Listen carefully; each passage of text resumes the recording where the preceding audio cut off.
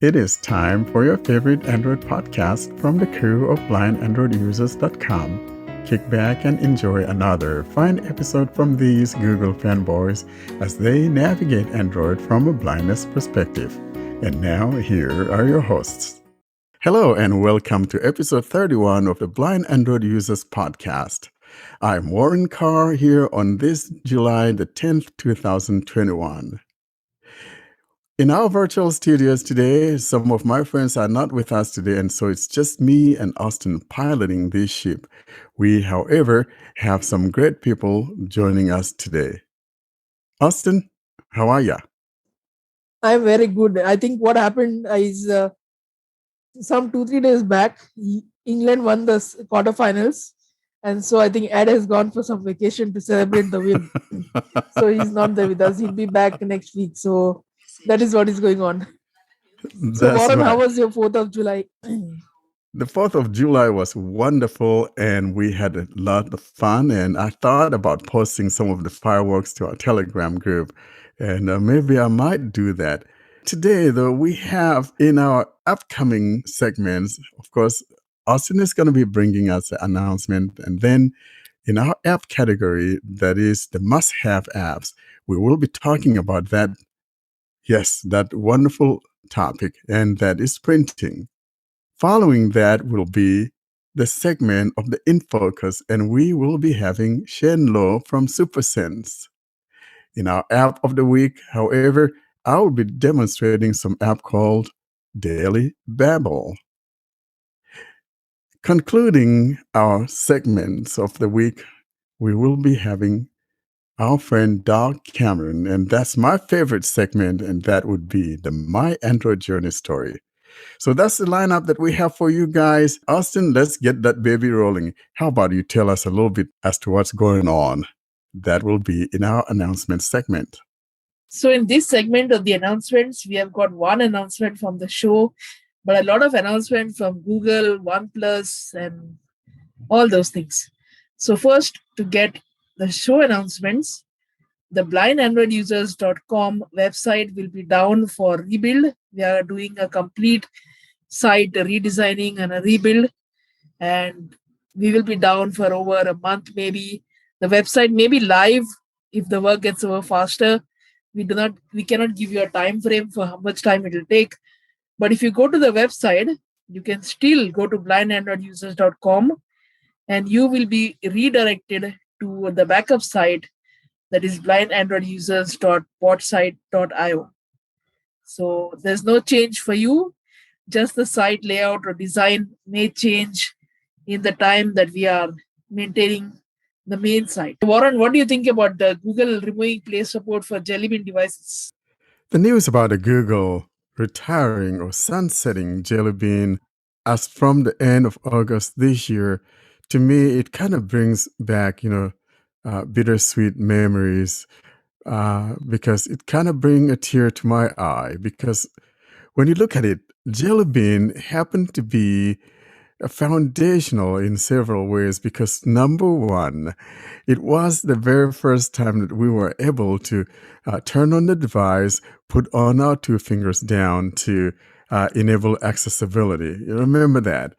And so when I still look back on things like Nexus 7 and Nexus 4, I mean, these were the cream of the crop back then. And to me, it's like losing an old trusted friend. And I got a tear in my eye just thinking about it. Austin, you have any fun memories about Jellybean? Unfortunately, I never used a Jellybean device. I went straight from Android 2.3.6 to Android 4.4, I think. That is how I went. So I never got a chance of using My. Jellybean. Yeah. You ought to go get yourself a Jellybean powered device. No, I'm not kidding. No.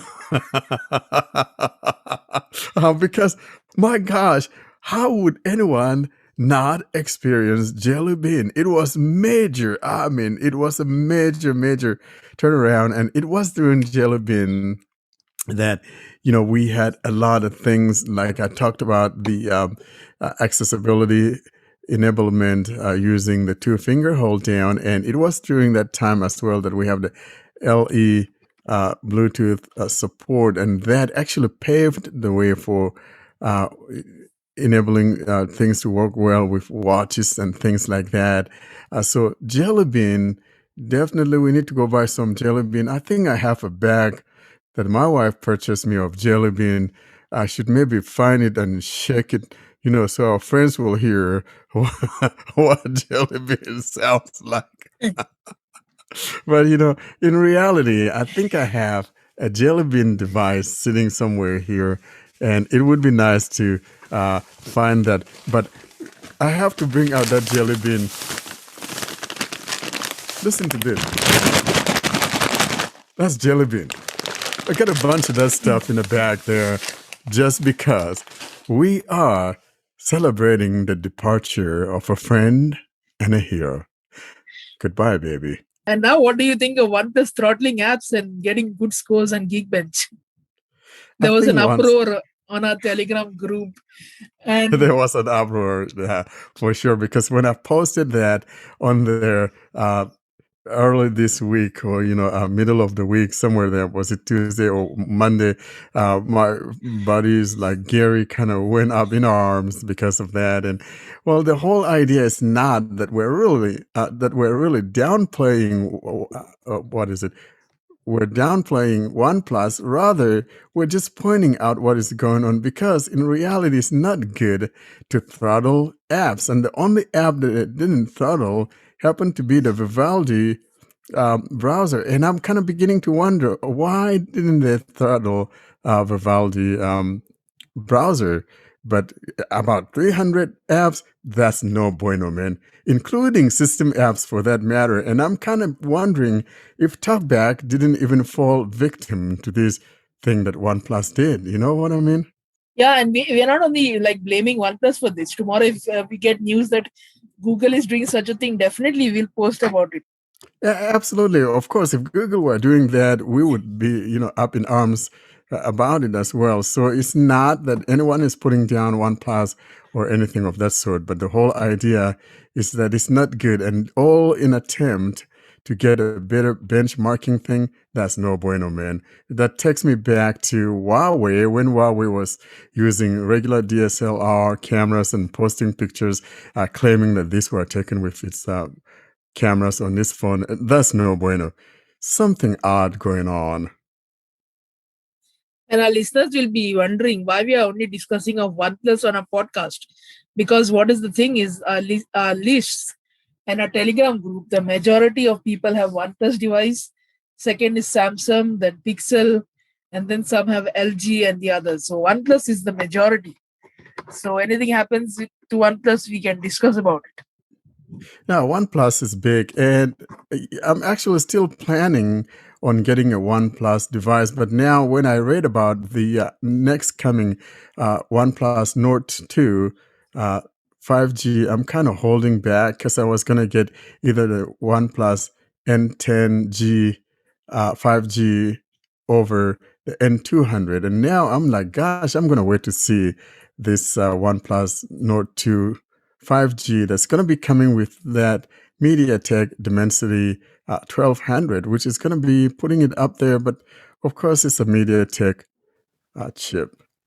So looking at that and all of that, OnePlus is not a bad device. It's just that we don't like that practice. It's not good.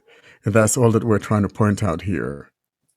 The date of the launch of OnePlus Nord 2 is confirmed to 22nd July. And Dimensity is not at all a bad CPU. It is a top of the line chip. It is equal to Snapdragon 870.